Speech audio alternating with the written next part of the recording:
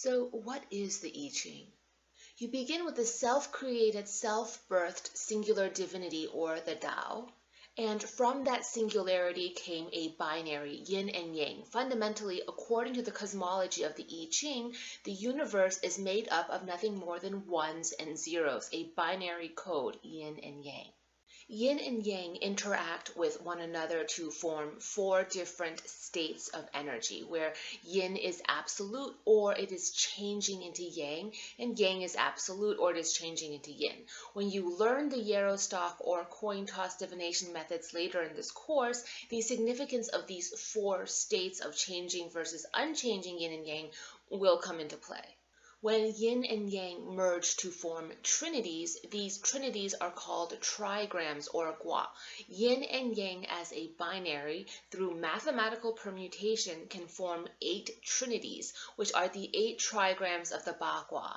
These 8 trigrams represent the 8 fundamental elements or building blocks of all life. From these 8 trinities, you can stack one on top of the other, and again, through mathematical permutation, so that 8 trigrams form a total of 64 hexagrams.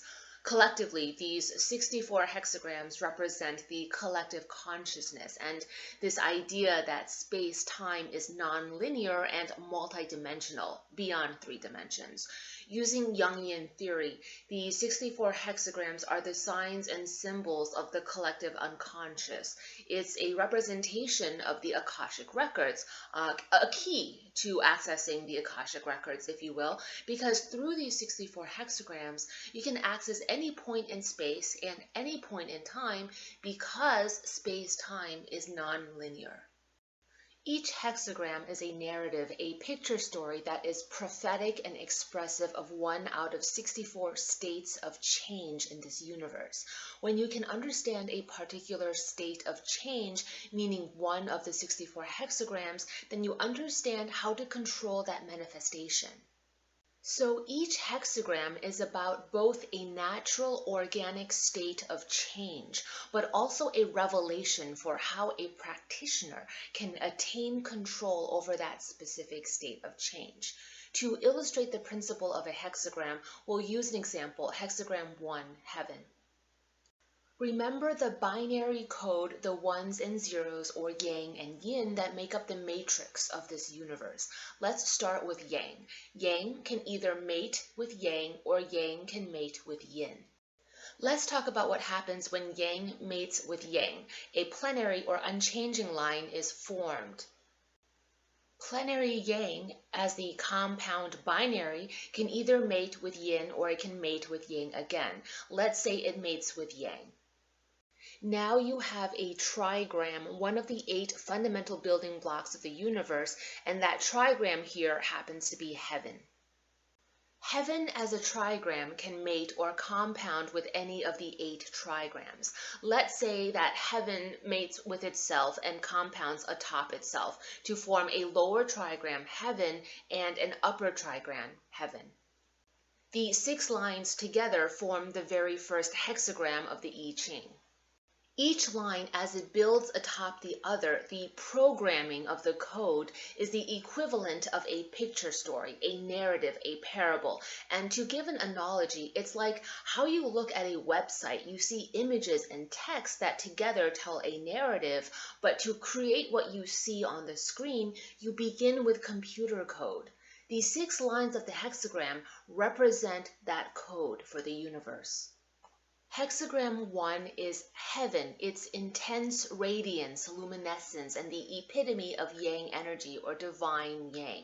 The image of 6 yang lines is essentially the binary code for the divine yang. Each line of the hexagram, bottom up, is one point in the narrative arc that, taken all together, expresses that divine yang. The Chinese oracle bone script representing that divine yang or hexagram 1, Qian, dates back to the Zhou dynasty, and this is a written expression of that binary code for hexagram 1. Now, what is the divine yang? What is its persona, its function, operation, and how is the divine yang manifested in the material realm? What's the images and the text of the website that the end user sees produced from this computer code of 6 yang lines? Thus comes the verse corresponding with each hexagram, dictations from Sangdi that reveals the nature of divine yang. That dictation is itself coded, obscure, occulted, so that only a priest or priestess gifted by Sangdi to serve as that intermediary between the spirit realm and physical realm, a hierophant of sorts, can understand its meaning. A priest or priestess then decodes that dictation from Shangdi, and each time it is decoded, it reveals a slightly different facet of the hexagram's narrative as it plays out in space-time, and that's divination. So when you experience the original Chinese text of the I Ching, you realize it's pretty much unambiguous that there are references to a singular God principle, this idea that I keep talking about, or at least I did in an earlier video lecture on Sangdi or Lao Tianye. Sangdi meaning the heavenly emperor or celestial emperor, Lao Tianye meaning ancient heavenly father. So, however, the Chinese folk tradition, and as religion would have been expressed during or practiced during the Zhou dynasty, the Chinese were polytheists. So this is interesting, or there's an interesting dichotomy here where Chinese folk religion is polytheistic with quite the pantheon of gods and goddesses, but at the same time, uniting the Chinese is this concept of an all-seeing, omnipotent, singular high power, the ancient heavenly father, or Lao Tianye. So in the I Ching, and as it was referenced historically during the Zhou dynasty, that singular God principle was expressed as Sangdi, the celestial emperor, who dictated the mandate of heaven for who would rule as emperor here on earth. Okay, why am I getting all Sunday school Chinese style on you and proselytizing to you about a God? Well, it's because that's exactly what the Christian missionaries did when they came from the West into China. When Christian missionaries first came into China and heard references to Sangdi, our celestial father, they made an equivalent to Judeo-Christians' God. So now if you want to talk about religious appropriation in modern China, when you say Sangdi, we no longer talk about the pagan Chinese God. We talk Sangdi in Chinese directly translates to Abrahamic God.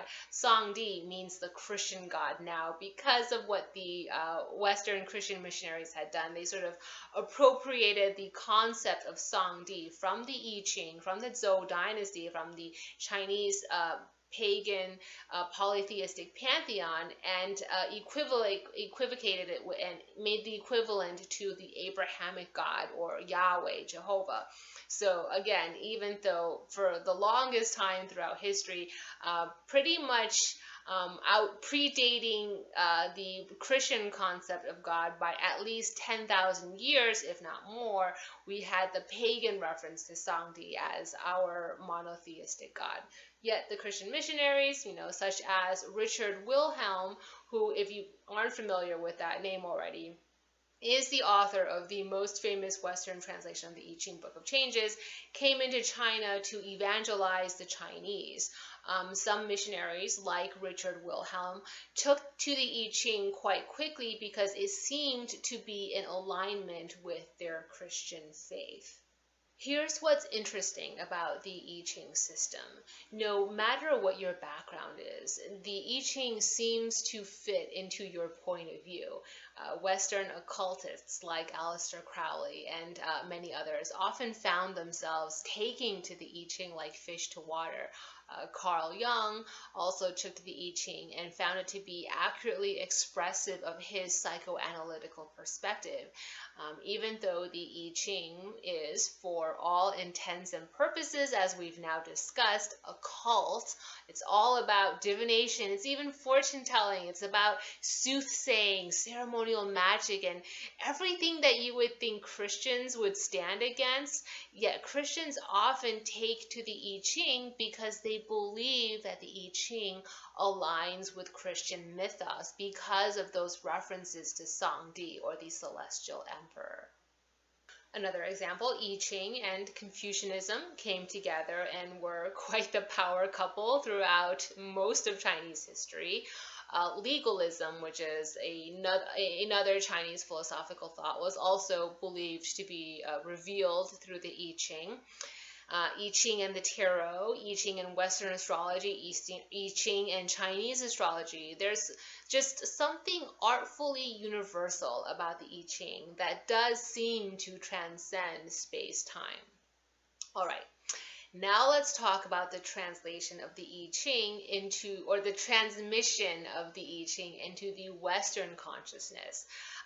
That is pretty much credited to Richard Wilhelm, again considered the first Westerner to translate the I Ching Book of Changes and who popularized the I Ching in the West. Remember, Richard Wilhelm was a Christian missionary, and he saw the I Ching as being in alignment with Christianity. So he summarily ignored the pagan Chinese religion and esotericism in his translations. And the way he would have approached and looked at the I Ching would have completely omitted all of that sort of original intention, that original esoterica in the I Ching that the I Ching was steeped in. And he would replace that with notions of Christian monotheism.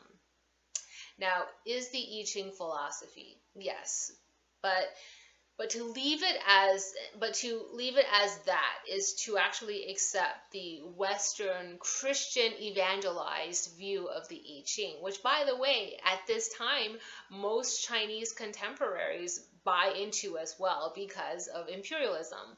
However, again, that view of I Ching as just philosophy is inconsistent with history, period. I cannot stress enough, and I feel like I do need to, although maybe I'm, preaching to the choir, most people who are occult practitioners pretty much understand this intuitively, but sort of in the mainstream consciousness, because the Western world was introduced to the I Ching through Christian missionaries, a lot of that occultist origins of the I Ching have been left out of the Western the transmission of the I Ching into the Western consciousness. That's why it's so important for me to talk about that. The I Ching was first and foremost an occult tool used for communicating with a polytheistic pantheon and a spirit realm, something that's very different from the Western institutionalized forms of religious ideologies. And I do say occult because in its origins, not just anyone could use the I Ching. So that's why we're saying the word occult in terms of more of a dictionary definition. It was reserved for a very exclusive amount of, an exclusive class of people. It was seen as something that not everybody could understand. The priests and priestesses were the only ones who would have had access to the coded language of the I Ching.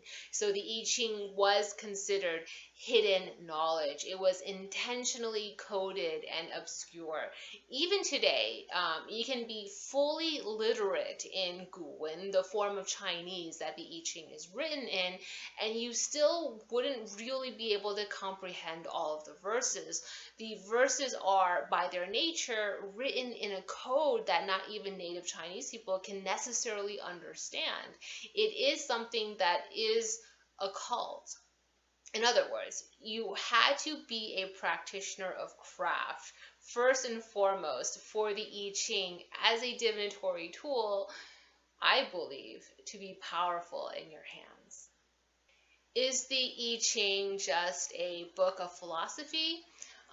If you're not a practitioner of craft, then I would just say yes. Yes, it is. The I Ching Book of Changes is nothing more than a book of philosophy. If, however, you count yourself as a practitioner of craft, then in your hands, the I Ching holds occult power.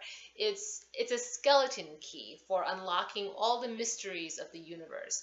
It's essentially a master list of all the binary codes that Sangdi, or God, used to create the universe. So this master list, the I Ching, in the hands of a practitioner can be used to invoke God and for those called to that particular path to become a living God.